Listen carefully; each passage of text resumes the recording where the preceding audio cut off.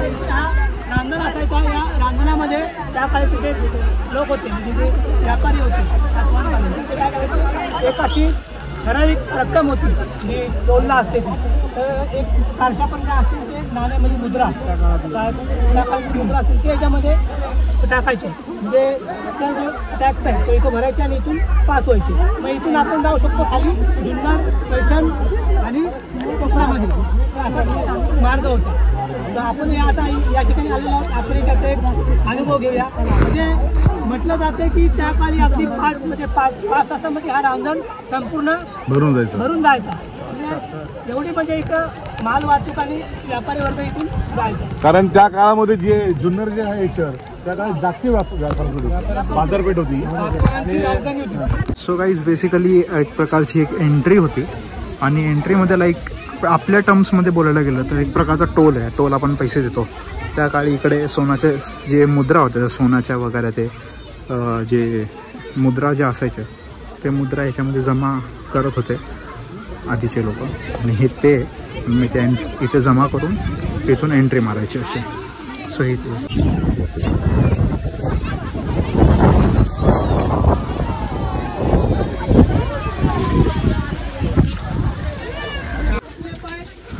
Literally friends इथे सगळे almost photo video काढतात आहे. पण इथे आलेल्या 90% लोकांना इकडची हिस्ट्री माहिती नाही. ते फक्त फोटोज आणि व्हिडिओजसाठी आलेले आहेत. Let me guys show you Naneghat.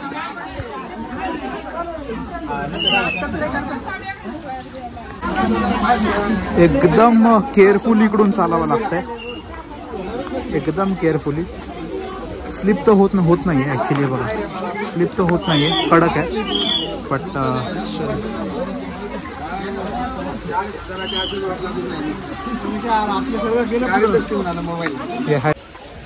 Guys finally एवढा मोठा वरती करून खाली आलेला आहे.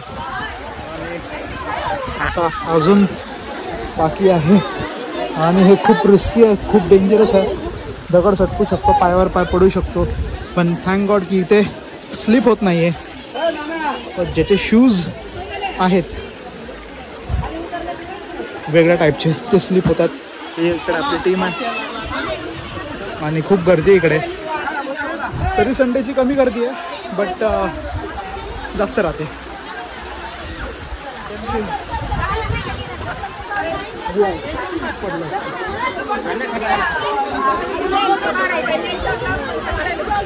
मी तुम्हाला व्ह्यू दाखवतो.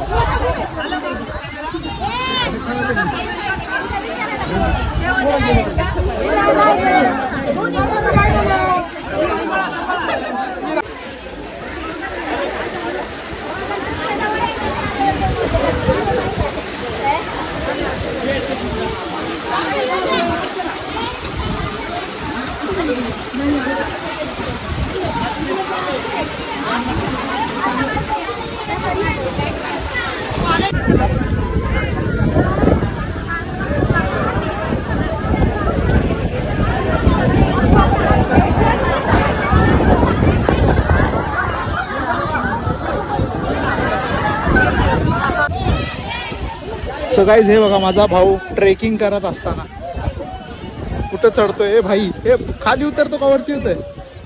वरती इथून ये ना, इथून ये ना. ग्रीनरी आहे खाली, स्लिपरी आहे. हिरवळ आहे खाली, पाय सटकला हिरवळ आहे. एक एक स्टेप गाईज खाली अजून आहे. आय थिंक पहिला आपण हे कव्हर करायचंय.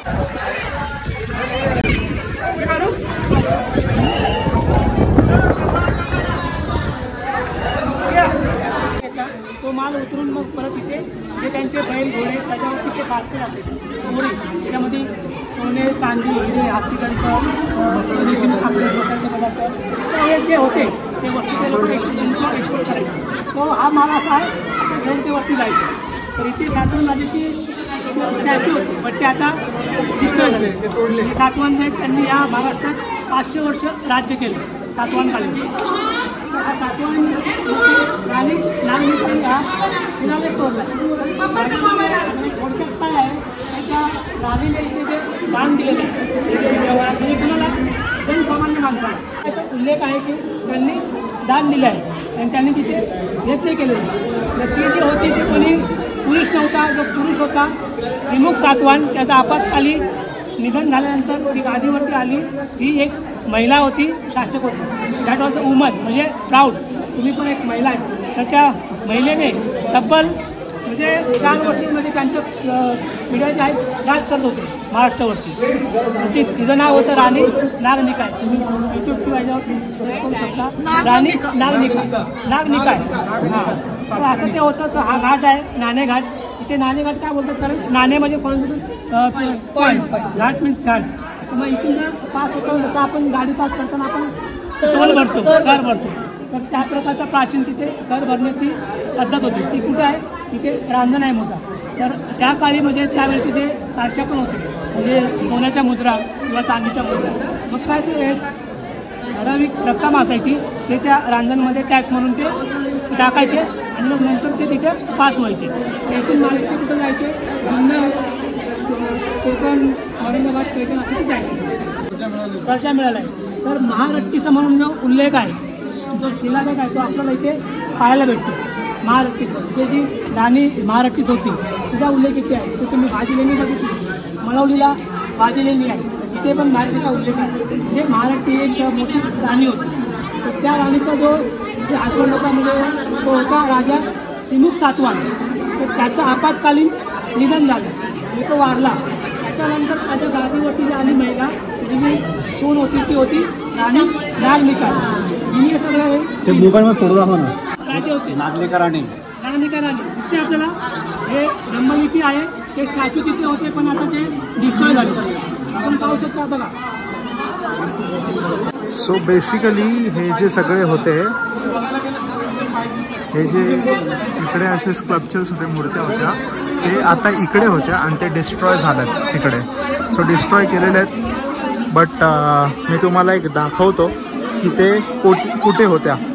ते इकडे होत्या. लाईक मी तुम्हाला दाखवतो. हे बघा, इकडे त्या मूर्त्या होत्या, ते डिस्ट्रॉय केल्या. हां, आणि ही किती जुनी लेख आहे जी अजूनपर्यंत अस्तित्वात आहे. सो ही खूप प्राऊड गोष्ट आहे, स्पेशली आपल्या लोकांसाठी, की अजूनपर्यंत आपला इतिहास जिवंत आहे. हे बघा.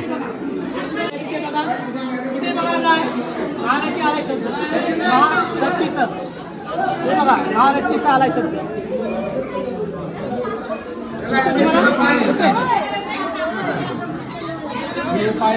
हे बघा, हे प्राचीन हे होतं या ठिकाणी. आता फक्त इथे त्यांचे पाय आलेले आहेत. हे शिल्प होते. काय सर, काय हे इथे शिल्प होते पहिले सर. हे काय बोलतो मी वापरलं सर. हे जे आहे ना ते हे शिलालेख आहे. आणि हे जे प्राचीन जे सातवाहन राजे होते हे असे होते. हे बघा इथे हे मारा ना, इथे बघा, इथे त्यांच्या स्टॅच्यू होत्या. आता ते तुटलेले. हे बघा, हे पूर्ण आता स्टॅच्यू होते. हे बघा इथे तो तोडले तिथे इकडे देवी बसवायला त्याला मोकळा करून तुम्हाला एक शब्द बघा हा दिसतो बघा, श्रीमुख सातवाहन. म्हणजे हा सातवाहन घराण्याचा प्रमुख होता. इथे बघा तुम्हाला दिसतंय बघा. हे बघा, स आहे श्रीमुख सातवाहन, म्हणजे सातवाहन घराण्याचा जो प्रमुख राजा होता श्रीमुख सातवाहन, त्याचा इथं स्टॅच्यू होता स्टार्टिंगला. पण त्याचं आपत्कालीन निधन झाल्यामुळं त्याची जी सून आहे राणी नागनिकाय, ही गादीवरती आली आणि तिने हा सगळा कारभार सांभाळला. तिच्या कारकिर्दीत हा नाणेघाट उरलेला आहे. हा नाणेघाट ऐतिहासिक आहे, प्राचीन आहे. काय नाही म्हटलं तरी 2000 वर्षापूर्वी सातवाहन आहे. इथे त्यांनी दान धर्म केलेला आहे, त्याचा या ठिकाणी उल्लेख आहे. समजलं आपल्याला. फ्रेंड्स, बेसिकली इन शॉर्ट जर मी तुम्हाला बोलायला गेलो तर नाणे घाटचा मिनिंग नाणे घाट आपण जर डिवाइड केलं, सो नाणे मीन्स कॉइन्स आणि ते घाट. सो कॉइन्स, नाण्याचा मिनिंग कॉइन्स आहे. आणि ही प्लेस हिस्टॉरिकल प्लेस आहे. ही प्लेस पिकनिक स्पॉट नाही आहे. ही हिस्टॉरिकल प्लेसेस आहेत ज्याला काही काळानंतर डिस्ट्रॉय केलं गेलं, पण स्टील हिस्ट्री एक्झिस्ट करते कुठेतरी, ती आपण आता सध्या बघतोय. तर ह्याच्या पुढे अजून आपल्या प्लेसेसवर अतिक्रमण होण्या अगोदर मी स्पेशली आपल्या लोकांना असं रिक्वेस्ट करेल की तुम्ही प्लीज या, विजिट करा. ह्या गोष्टी आपल्या आहेत, या गोष्टी आपण जपल्या पाहिजेत. हे बघा, हा आपला सुंदर इतिहास आहे, हा आपला इतिहास आहे आणि हा सुंदर आहे बघा.